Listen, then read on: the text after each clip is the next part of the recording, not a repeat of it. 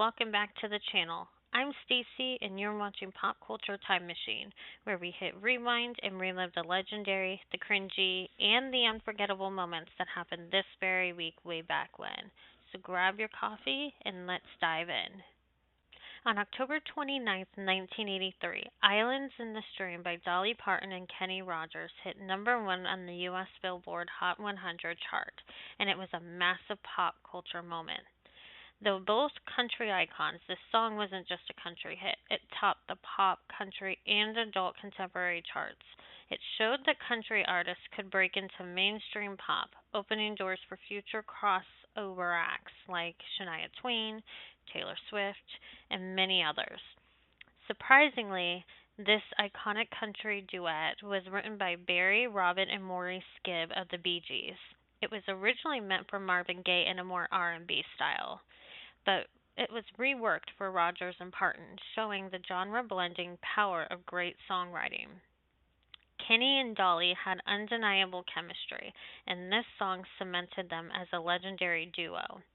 Their harmonies, charm, and friendship translated into timeless appeal, making it one of the most beloved duets in music history. The song is still played on radios, in movies, and covered by artists across genres. It is referenced in shows like The Office and Brooklyn Nine-Nine. The song researched through TikTok and karaoke culture as a feel good nostalgic anthem.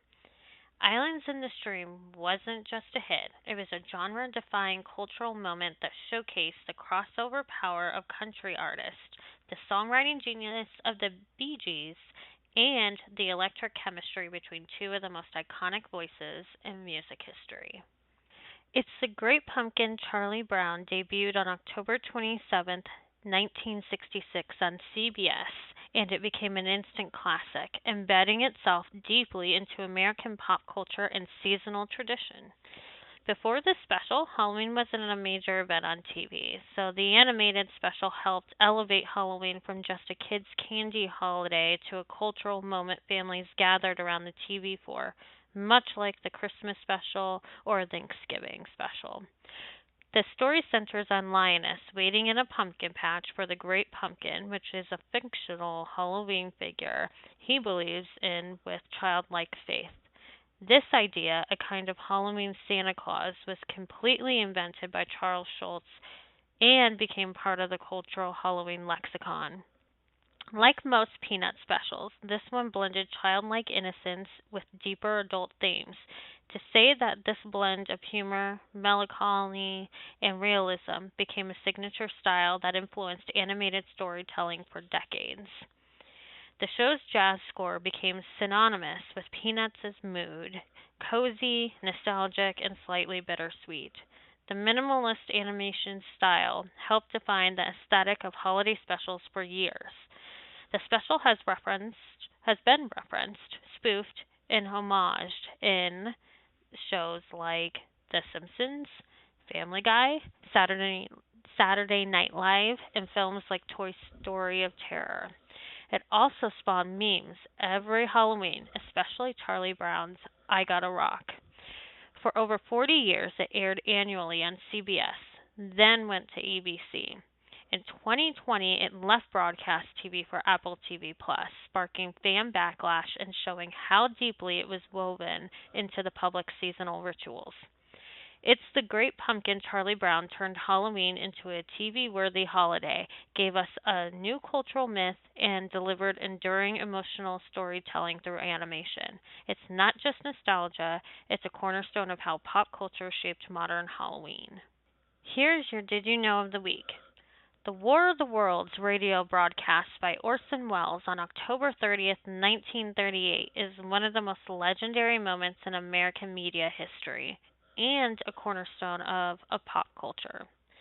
Orson Welles' broadcast, a dramatization of H.G. Wells' sci-fi novel, was presented like a real breaking news report.